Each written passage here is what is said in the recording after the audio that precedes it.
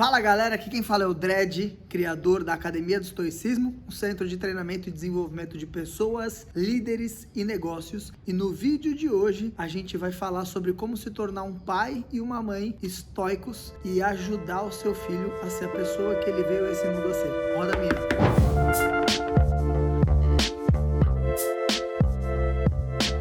Pra quem não sabe, eu sou profissional de educação física, minha primeira formação há 15 anos, e eu fiz várias formações no âmbito do desenvolvimento pessoal, do crescimento pessoal, como inteligência emocional, coaching de liderança e alta performance, especialização em neurociência do comportamento, terapia cognitivo-comportamental, e eu venho me especializando e me aprofundando nos últimos 15 anos sobre como aplicar a filosofia estoica na nossa vida, na nossa família e nos negócios. E a ideia desse vídeo aqui é trazer 3 problemas que eu vejo de uma forma geral na criação de filhos, né? Na minha visão, também a visão da minha esposa, e 3 princípios do estoicismo para ajudar a gente a desenvolver os nossos filhos a serem pessoas melhores e a gente também se tornar melhor nesse processo. Primeiro, o que eu acredito que é impossível você não errar sendo pai ou mãe, porque é uma entrega 24 horas e o filho exige que você se melhore como pessoa. Então, nesse processo de melhoria, tem erro, ninguém aprende nada sem errar, né? Então, o que a gente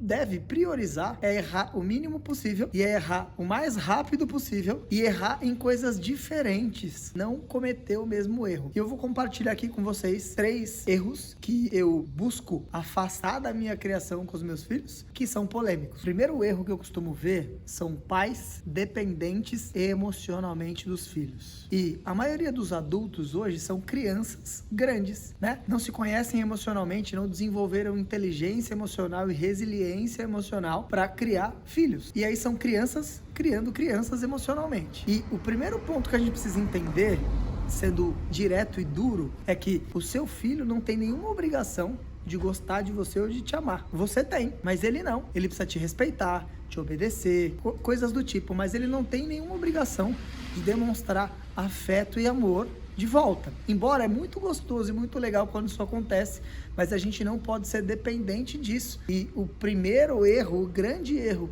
que pais e mães cometem é às vezes não agir como devem agir para não se indispor com o filho e não sentir o amor do filho de volta. Se você for dependente do amor do seu filho, do carinho do seu filho, em vários momentos que você precisa ser impopular com ele, você não vai ser e você vai estar piorando a vida dele, porque você não vai estar aqui pro resto da vida e o mundo lá fora não vai tratar ele como o alecrim dourado que você está tratando. Segundo erro que eu já cometi e que eu vejo que é muito comum é o descontrole emocional dos pais. E veja bem, eu não quero levantar uma polêmica muito grande em relação a bater ou não bater nos filhos. E o que eu acredito é que bater não educa. Mas eu não tô aqui para julgar os pais que se descontrolam, erram e perdem o controle às vezes e batem nos filhos. Eu não acredito que esse é o caminho. Eu não acho isso certo. Eu não acho que isso forma nem melhora ninguém. Mas eu entendo que às vezes os pais podem perder o controle, porque são seres humanos. Então eu não tô aqui para condenar ninguém. Mas o ponto é, o capitão do barco, ele tem que ser o último, ele não pode se descontrolar, senão toda a tripulação se descontrola. Então a gente tem que entender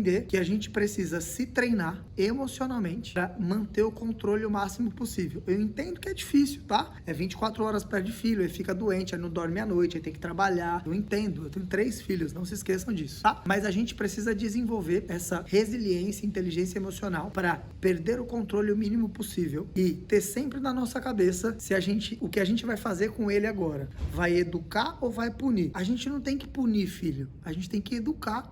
Terceiro erro, os pais são menos importantes do que acham que são e são mais exemplos que gostariam que fosse. E o que isso quer dizer? Eu vejo, por exemplo, a sociedade, eu mesmo quando eu não tinha filho, via uma criança se jogando no chão, chorando, alguma coisa, e falava assim, nossa, mas esses pais não sabem educar os filhos, que criança mal educada. Mas não é tão simples assim. E a gente não pode confundir educação com repressão, educação com agressão, educação com coação. Não são a mesma coisa, tá bom? Educar é formar alguém para ser uma pessoa melhor. E nesse processo de formação, a gente não pode esquecer que uma criança de 3, 5, 6 anos não sabe lidar muito bem com as emoções, com o sentimento, não sabe o que está acontecendo, não sabe lidar com o desejo. E às vezes o recurso que ele tem é chorar, gritar e se tacar no chão. A gente não pode olhar a criança da perspectiva de adulto adulto, porque ele não é adulto, né? E quando eu digo que os pais são menos importantes do que eles acham que são, do que a sociedade impõe, é o seguinte: imagina uma criança de 5 anos, se o pai manda ela fazer uma coisa, ela fala que não vai de jeito nenhum. O pai vai fazer o quê? Vai matar a criança? Não vai. Então percebe que é limitado o nosso controle e nosso poder. Porém, o nosso controle, o nosso poder, a nossa influência está 100% no exemplo. É em como você vive a sua vida, como você resolve os seus problemas e como você lida com as coisas. E não no que você manda o seu filho fazer ou não. Porque o seu filho pode até te obedecer por ele ter medo de você ou qualquer coisa do tipo, mas a primeira oportunidade ele vai embora, porque ele não criou um laço, uma relação com você. Então, quando eu digo que os pais são menos importantes do que acham que são, o que eu digo, as ordens, mandar, eu tenho um poder limitado de influência em relação a isso. A minha influência tá nos meus exemplos. Se você vê os meus filhos, vira e mexe, eles querem deixar o cabelo crescer, eles querem fazer capoeira e jogar futebol, porque eu joguei capoeira e futebol quando criança, e várias outras coisas. Se você não entender que você vai ser, querendo ou não querendo, o exemplo do seu filho, e ele vai aprender não te ouvindo, mas vendo como você vive sua vida, você não vai conseguir educar ele como você poderia. E aí eu recorro ao estoicismo, não só para minha formação pessoal, mas também para minha formação como pai, né? Eu sempre trago muita coisa e troco essa figurinha com a minha esposa. Minha esposa também estuda muito sobre comportamento, principalmente do cérebro infantil. Ela fez especialização em psicologia infantil esportiva e várias outras coisas. E a gente aplica isso na nossa vida, na nossa família. A gente entendeu que no sistema grego antigo de formação do ser humano, que é a paideia, tem muita coisa valiosa que foi perdida e a gente traz isso para nossa família. Os nossos filhos, eles têm um comportamento bem diferente da maioria das crianças.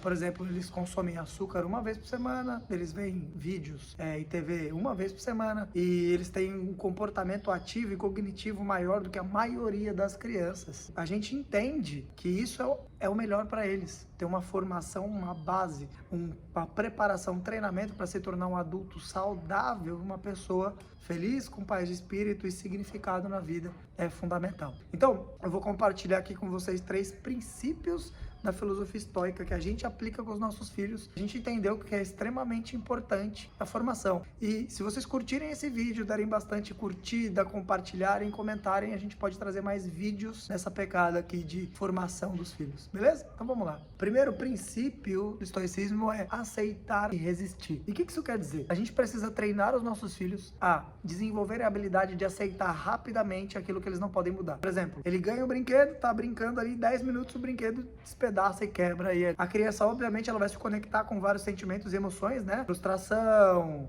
dor, raiva, tristeza, e tá tudo bem, faz parte. Só que a gente precisa dar ferramentas para ele entender que se ele não pode fazer nada a respeito, qualquer sofrimento adicionado ali vai causar uma dor desnecessária, porque não vai trazer aquilo de volta, né? Então a gente precisa treinar os nossos filhos para aceitar rapidamente aquilo que eles não controlam. Em contrapartida, a resistência é eles desenvolverem a habilidade de resistir a desafio, desconforto e coisas difíceis. Por exemplo, a criança tá fazendo um esporte, faz uma semana e quer trocar de esporte porque ela é ruim, ela não se sente bem. Aqui a gente tem uma regra, por exemplo, que eles podem trocar de esporte sempre que eles quiserem. Porém, cada esporte que eles entrarem, eles têm que ficar no mínimo 6 meses, meio ano. Então, se eles forem trocar, eles têm que pensar bem qual que eles vão escolher. Por quê? A frustração, a dificuldade faz parte do crescimento do indivíduo saudável. A gente tá cheio de adultos que não se frustraram quando criança e não sabem lidar com isso como adulto, né? Então, desenvolver a habilidade de aceitar e de resistir é fundamental pro treinamento e pro desenvolvimento do seu filho. O segundo princípio chama dicotomia do controle. E o que é isso? Eu não sei se você sabe, mas se você estudar um pouquinho de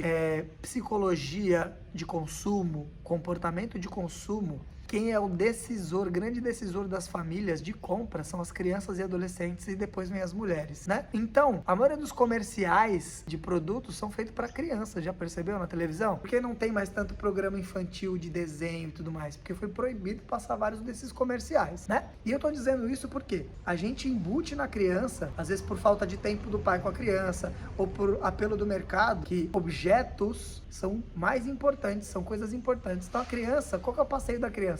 entrar na loja para ver brinquedo. Isso mostra o quanto aquela criança está se tornando uma consumidora compulsiva desnecessária. Eu não tenho nada contra o consumo, eu tenho contra o consumo descontrolado, de fazer a criança valorizar mais coisas do que pessoas e do que experiências, né? Então, a gente precisa ensinar os nossos filhos que só existe uma coisa que a gente deve perseguir, que é verdadeiramente boa, que são as virtudes. Ter mais sabedoria, mais coragem, ser mais justo e mais equilibrado no corpo e na mente. E só tem uma coisa que é totalmente ruim, são os vícios de comportamento, que é a ignorância, a injustiça, o medo e o descontrole. As coisas que estão no meio, objetos, status e coisa do tipo, são indiferentes, ou seja, nem fede nem cheira.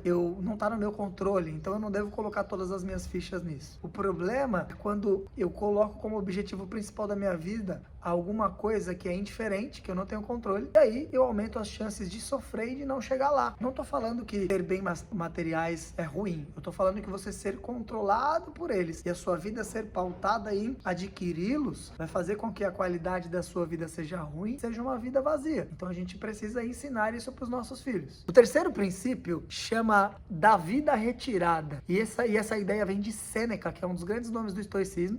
E ele acredita fortemente que a gente deve construir um ambiente onde a gente, em alguma determinada forma, deve se retirar da sociedade em alguns momentos, para a gente desenvolver a solitude, a capacidade de refletir, de pensar e de se conectar com você mesmo. Percebe que as crianças hoje, elas não conseguem ficar sem fazer nada. Elas não conseguem ficar com elas mesmas. E a gente precisa ensinar isso para as nossas crianças, porque a criança já nasce com o celular na mão, com o tablet na mão, com muita informação. O nosso cérebro não foi feito para isso. E aí a gente constrói crianças que vão se tornar adultos dependentes de prazer barato, como redes sociais, pornografia e coisas do tipo, e crianças que não sabem valorizar as coisas simples e importantes da vida, como ir num parque, como estar perto da família ou coisa do tipo. Então, a gente precisa treinar os nossos filhos para ter um momento no dia onde ele vai ficar sozinho com ele mesmo e desenvolver a capacidade de se relacionar com o tédio e com o ócio é fundamental para a nossa saúde mental, para a gente se conhecer e desenvolver a capacidade de refletir sobre a vida.